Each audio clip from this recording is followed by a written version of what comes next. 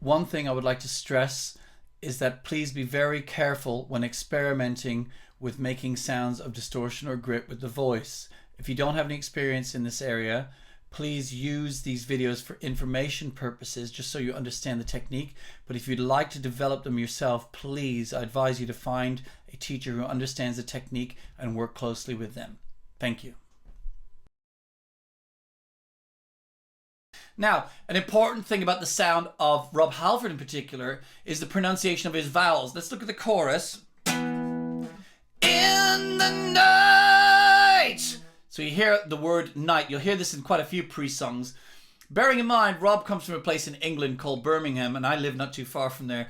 And the vowel sound in this area, you would say night. You would say the word night. So for you guys in America, you say, hey, night. Over in Birmingham, you say night. So it's very close to the way he's singing it. So listen to the sound. If I went, in the night, come to me. Whereas Rob goes, in the night. It actually sounds bigger. So it's based more on an sound rather than an ah. Remember, night's a diphthong. What does that mean? It's two vowel sounds.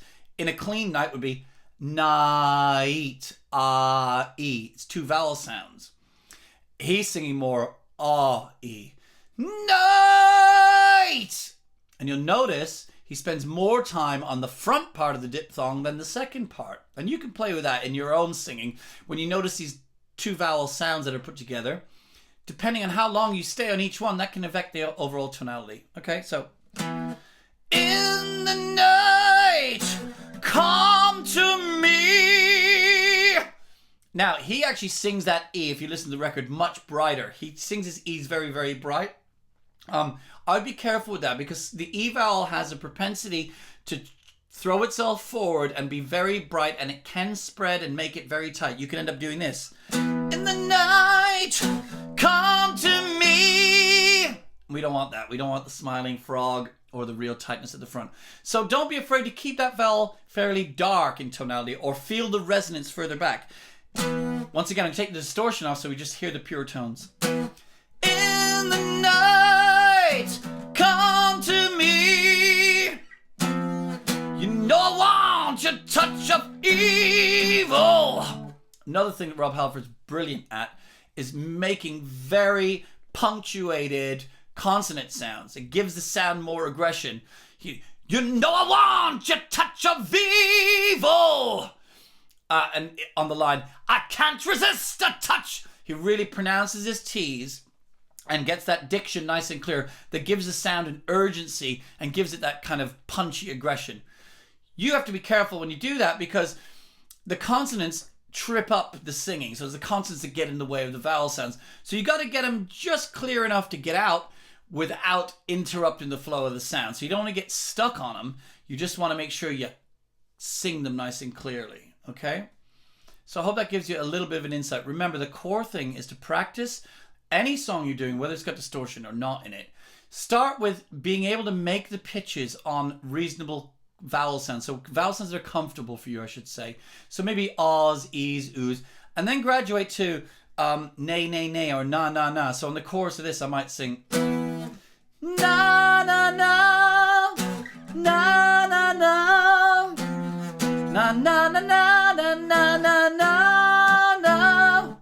Now that's not going to get you a job singing in a metal band like that, but it get the voice going into the right place, and you can feel where the pitches are, and you can feel where the resonance should be, and then we can start adding a little bit of that edge in.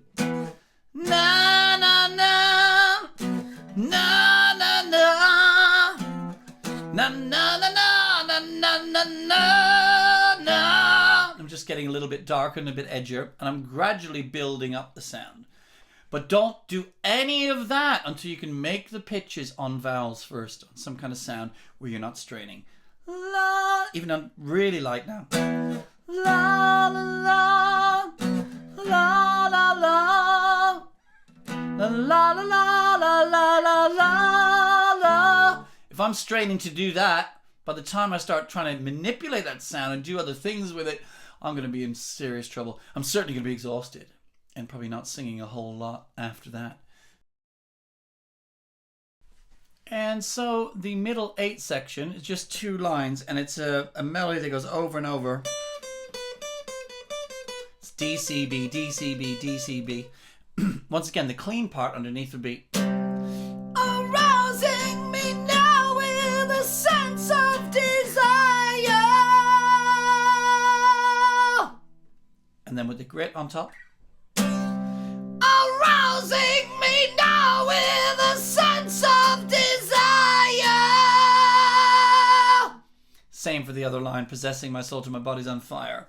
And then finally, the cherry on the cake for this song is when he sings the line, "You're possessing me," which is E, F sharp, G, 5.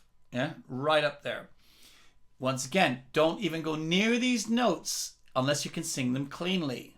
Okay, so unless you can do "You're possessing me, you're possessing me," and you notice I'm really holding that back, so I'm doing that under a lot of control, and I'm using tons of support resistance down below to keep that note from yelping out. If you can't do it like that, you won't be able to do it healthily with the distortion on top, okay? Because you're just going to end up yelling. So once again, I'm keeping that core sound underneath, and then I'll add the distortion. "You're possessing me!" But the core underneath is the "You're possessing me!" And the distortion's on top once again. So there we have a little bit of Touch of Evil. Remember, don't practice any of this if it hurts. Stop right away and seek advice, get some guidance, get some coaching from someone who can teach you how to do this. All right. Please comment, subscribe, like overall so I can keep these videos coming to you. I hope you appreciate the rawness of it, because I think it's important that you hear what's going on really in a nice raw way without using any fancy tricks or auto-tune or compression or all the things I really need in the studio. Okay, see you again soon. All the best.